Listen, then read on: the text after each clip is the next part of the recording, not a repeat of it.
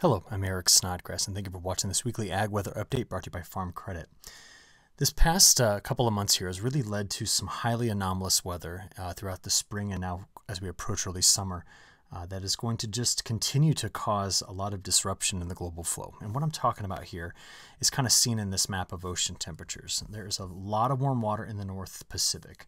A lot in the hurricane main development region right in through here. A lot of very warm water that is in the North Atlantic. And while we're only looking at ocean temperatures here, there's been a lot of anomalous warmth in the central part of North America and the same thing for a large part of Russia. So the net effect here is that our equator to poleward temperature gradient is actually quite weak this spring as we head into early summer. The big contributing factor that's a major difference from previous years, especially the last three, is that we've got this very warm water that stretches from South America over toward Indonesia. And this is a part of our El Nino, which we've been talking a lot about. Now, I need you to keep this map in the back of your head as we kind of walk through where this forecast is going, specifically with what's happening in the Atlantic Ocean when compared to this El Nino event. Because right now, this El Nino event continues to become quite strong. And so we already have seen the ocean temperatures touch 1 degree C above average temporarily. They do bounce around and fluctuate a lot like this, but we do anticipate this to continue to get stronger. And if you saw this last week, I just want to make sure you all see it again. The latest update from our Climate Prediction Center out of NOAA suggests a better than 90% chance of maintaining El Nino through January, February, March of this upcoming winter. Now, normally when we think about this, this becomes our biggest concern. In July and August, we tend to just be drier. We tend to see a displaced Bermuda high. We tend to see reduction in hurricane risk. And as a result, the whole of our Gulf Coast and southeast up the East Coast, just historically, when you stitch all those years together, July and August, when there's a developing El Nino, this is what you get. But there are big question marks about this. So I want to let you know that even though this is what history would tell me, there's nothing right now that I can look back on history and say that this year looks exactly like. You know what I'm saying? There's nothing that allows me to draw a strong analog from the past to kind of explain the present and the future. So what we need to be doing here is thinking about other things. Since May 1st, so if we just look at the month of May, the atmosphere, as all that warm water and warm air pushed north, lost all of its momentum. And it built up into what I fear, which is called the Triple Ridge. There was a ridge here, there was a ridge there, and there was a ridge here. Now, this is the ridge you need to care about. That ridge normally lives here over Bermuda. And we've talked about this last couple of weeks, but it has been severely displaced and has moved over toward, Europe. It's moved over toward the UK. In fact, you probably heard over the weekend about the British band members who suffered the heat issues. Well, that's the ridge that should be there now, or shouldn't be there, excuse me, compared to normal.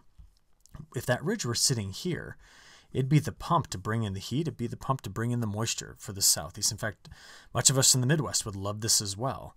It would bring the moisture out of the Gulf here. But instead, there's been a large high-pressure cell that's sat, well, it's moved from eastern Canada to western Canada and back. It's sometimes sat over Minnesota, Illinois. I mean, it's just been in the midsection of the country. And there's a complementary upstream ridge to this over the Aleutian Islands.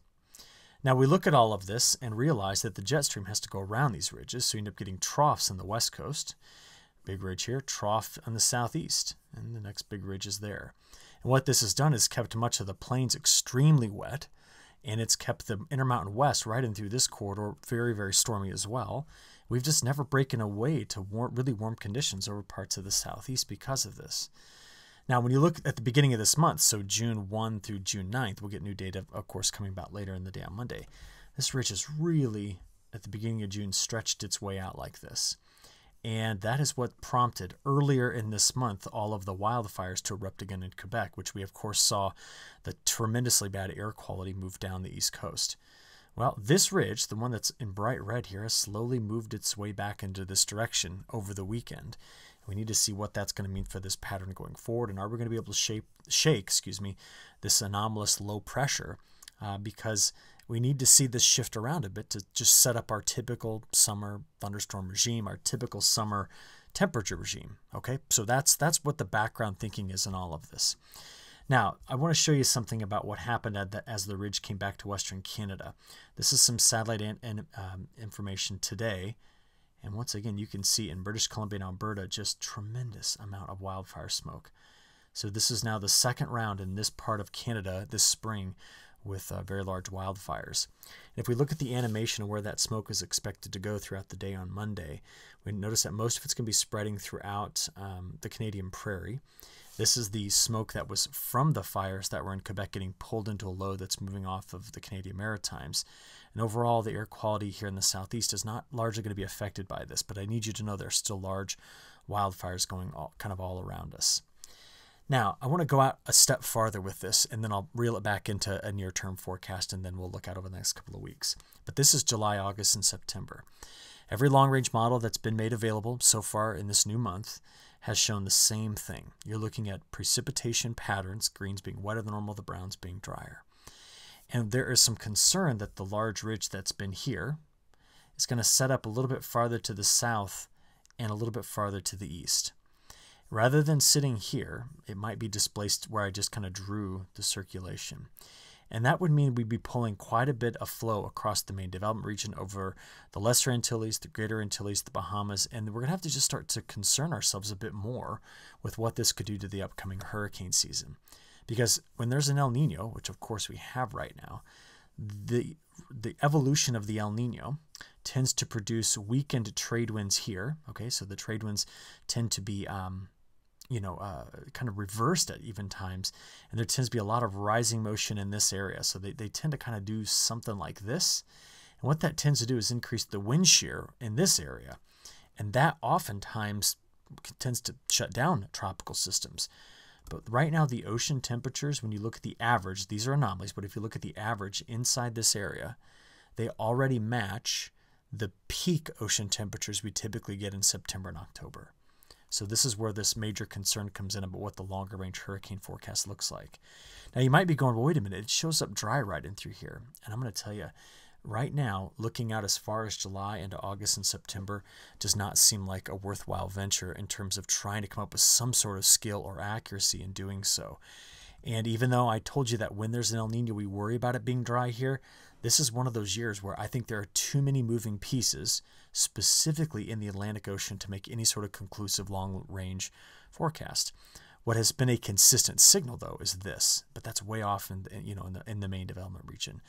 So we've got a lot to be watching for here as we go forward.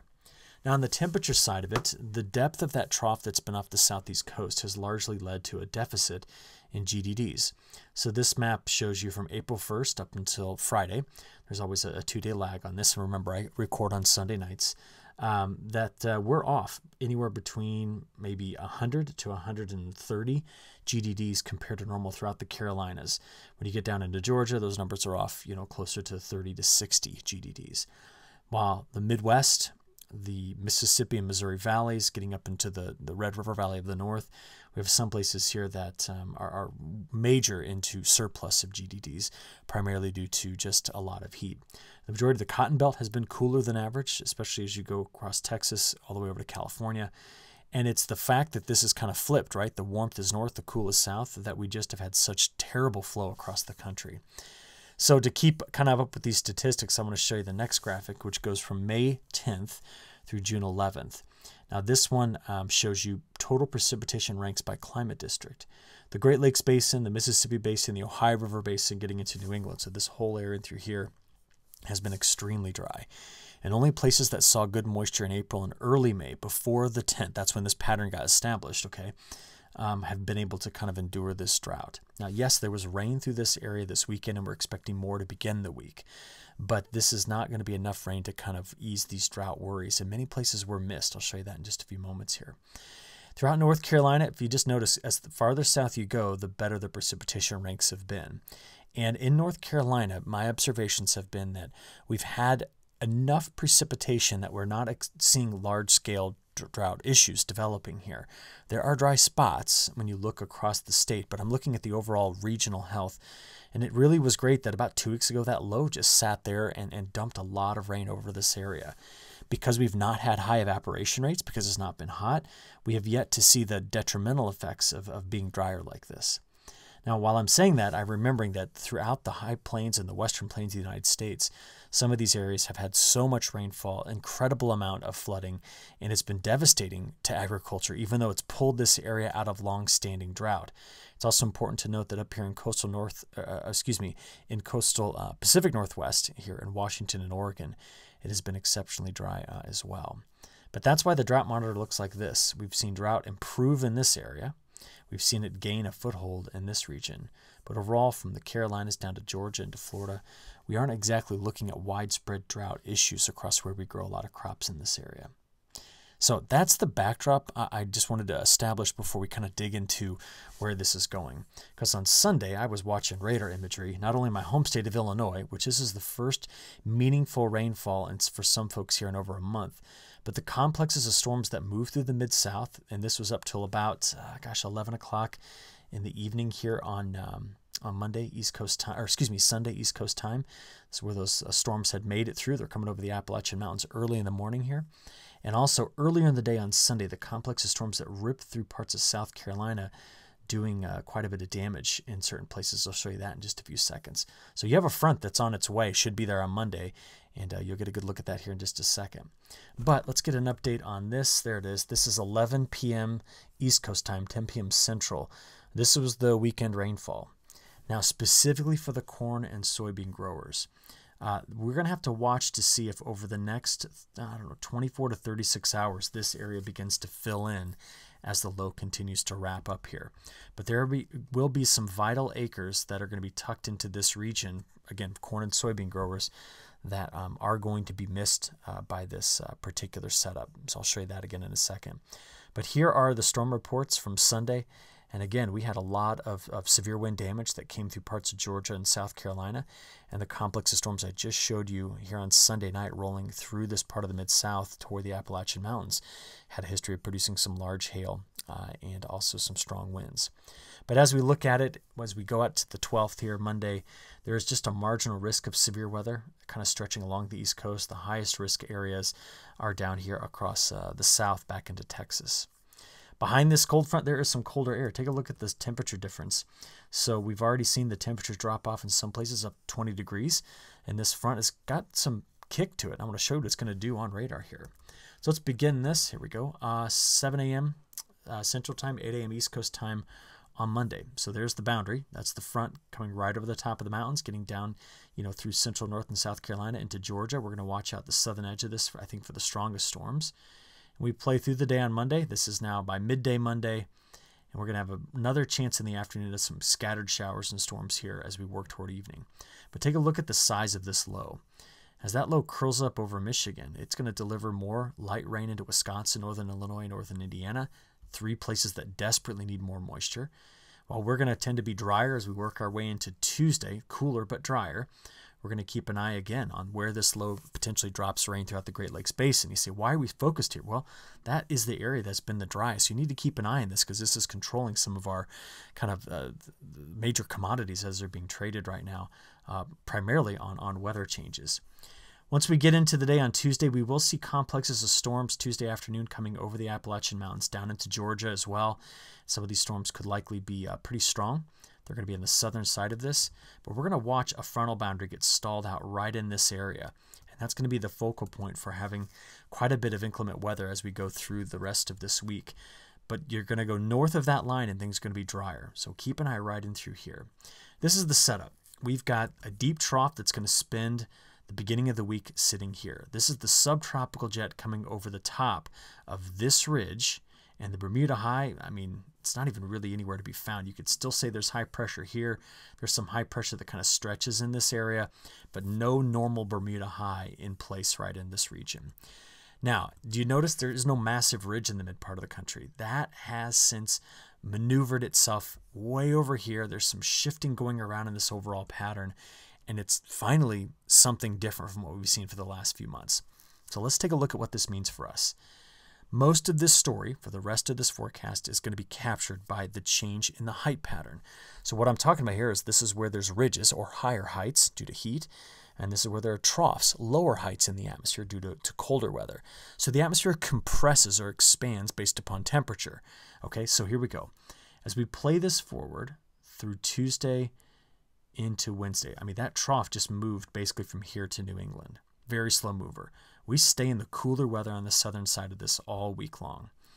Now, once we get out there toward Friday into Saturday, the key factor in this pattern is the pressing south of this trough, how it's going to interact with this one, and the ridge that forms here. Because these three pieces, as they start to work together, are going to change up what happens across the eastern half of the country. And as we go past the 18th into the 19th, look at that trough dive down there. And we go out here to the 20th, 21st, so there's the solstice. If the pattern does, in fact, go into something like this, this is going to end up setting up a large ridge in this area, and lots of storms are going to come in like this initially. They're going to roll off the top of the ridge like this, and a lot of times they tend to build into the southeast.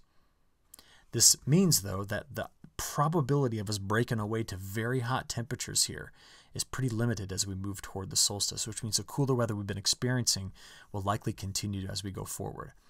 So that just takes us out there 10 days. Even if we go farther than this, a key thing is beginning to show up in the models, and that is the flow is wanting to back itself up a bit and do something a bit more like this.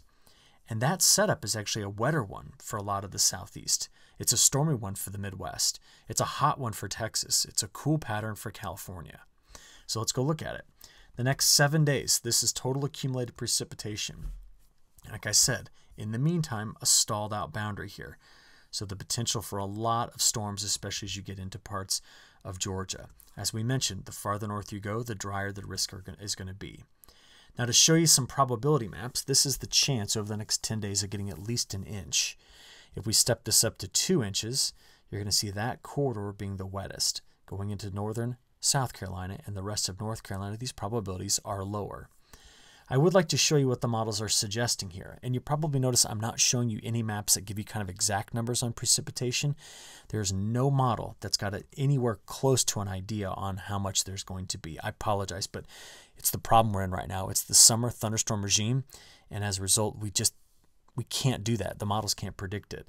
That's why we look at these probability maps to give us an idea on those wettest corridors versus where it could be drier. So for most of the next week, we're wetter, Georgia, and drier as the farther you move north. Okay, but not dry, just drier. Okay, so let's go ahead and have a look. Let's go ahead and have a look at our model comparison here. GFS on the left, European on the right. Let's start this off here early Monday morning. So there's the frontal boundary sweeping through. It comes through. That's midday Monday into Monday evening. That's the isolated storms I talked about. You then get out there to Tuesday. This is midday Tuesday into Tuesday evening. There's the complex of storms moving through Georgia. The models have a little bit different position on it, but they are moving through. There's the low still curling itself up, over Lake Michigan. And then do you see right in through here, there's this boundary. I know it doesn't look like much in the models, but it's there. And that's where the storms are going to be. So see how they keep firing right in the same area in the European model? I know the GFS doesn't show it as well, but they're there, okay? It will be in this area throughout the middle and end of this week. And we get out there toward Friday, that's when that front could finally slide out enough. But behind it, there's probably going to be another system on Saturday and Sunday sweeping through the Midwest. Look over here at the European, okay? That could just drive another chance for storms as we go into next weekend. So that kind of plays you out at least a week in this pattern. The week 2 outlook, all 3 models show above for North Carolina. And even though the GFS is wetter the closer you get to the Gulf Coast, drier. The likelihood of that dryness getting into Georgia, I think, is lower. I think most of the dryness will be confined to the southern plains, kind of like the solution that's given to you by the CPC and the ECMWF. Okay, next, let's talk about the tropics, because there has been a bit of a baffling thing going on in the tropics. This is an animation. Every single flash you see of it is for the same time, the 2 o'clock in the afternoon on Saturday, June 24th. And you notice, just watch as it flashes, there seems to keep being these big tropical systems that keep showing up in the forecast. We've been watching the GFS model now for like 4 or 5 days, continuing to kind of spin up something in the Caribbean. Now that's getting dizzy, so I'm going to go here. I just want to mention that we need to keep an eye in these 2 areas for some potential tropical development. Do we have any indication over the next 10 days that something's going to pop out and, I don't know, do anything like this? No. I mean, other than the fact that the models are toying with some ideas, I just need you to know that we're going to watch this part of the Caribbean very carefully. Okay, that's it. Keep an eye on this. Just to prove this to you, though, the National Hurricane Center, let's go to that site. They've currently got nothing on their 7-day outlook. So we're still just kind of in model, we often jokingly call it la-la land, but I want you to be aware of some stuff that I'm watching here. Next, let's go talk about some temperatures, because I mentioned we're not going to really break away to much heat. Monday's high temperatures are shown here. We can go into Tuesday, Wednesday. We just keep slightly cooler than average conditions. I mean, it's beautiful. The temperatures are amazing, but we don't break away into much heat. Where's the heat? It's under the ridge in Texas. You go out there to Thursday, same thing. Friday, that's when we finally return toward normal. But getting into the weekend, remember, there's another chance for rain. That's why we see these values kind of dropping back off again. Bigger picture, this is a 15-day forecast, but it's a 5-day sliding window of averages. So let me take you out there today, 5 through 10. We are watching, remember, the flow do something a bit like this. So that ridge is beginning to develop back in this area. So heat is starting to return to this section of the country, but not necessarily for the southeast. We then keep playing out there all the way until, take it out there to June 26th. And again, that flow pattern doing something like this is what we got to watch. Big time pattern change. Very important to keep an eye on going forward. Now let's go ahead and look and try to examine the long range forecast. But I want to let you know my confidence right now and where this pattern is going is low. And if you need a quick reminder as to why, I don't know where this is going to be exactly, the Bermuda High. So here we go. Here. This is the newest updates from the CPC. So that's their 6 to 10-day outlook. We've discussed that. This is their 8 to 14-day outlook. We've discussed this. Their newest is this. This is the longer range outlook for the last week of June, the first week of July. And overall, when you look at the pattern, we do not see the models forecasting much in the way of heat compared to normal. And there's likely going to be a wet corridor that stretches right in through this area, with the driest being in the upper Midwest. From here, let's compare it to a couple different models. This would be the CFS V2. Again, do you notice that in terms of precip, it's not really picking up on strong dry signals. That would be the 25th through July 1st, and even out there the 2nd through the 8th. Again, we're not seeing that, which means there are no indications as of today, June 11th, when I'm recording this, that I could be telling you that there's drought problems that are going to be, showing up. Even though, as we mentioned earlier, we're worried about it because of El Nino. It's not yet, though. And then I can show you the new long-range update from the European model on precipitation. It has actually been a bit off as of late. I guess that's the best way to say it. But it continues to want to put this area over drier and keeps much of the southeast back to the mid-south with storms and wet. So that is the latest guidance I've got from our mid-range models that go out there, a few weeks. In fact, this map we're looking at here goes from the time period of June 20th to July 20th, the first full month of summer. So we're going to watch this carefully as things go forward. If we do stay cooler and wetter, we need to be thinking hard about what that could mean towards certain disease pressures. So please keep that in the back of your mind as we go forward with this forecast. I'm going to stop it there. I really appreciate you giving me a lot of extra time in this forecast video, but a lot of things in movement, a lot of things in flux, and so we got to stay on top of it. I appreciate you. Thanks.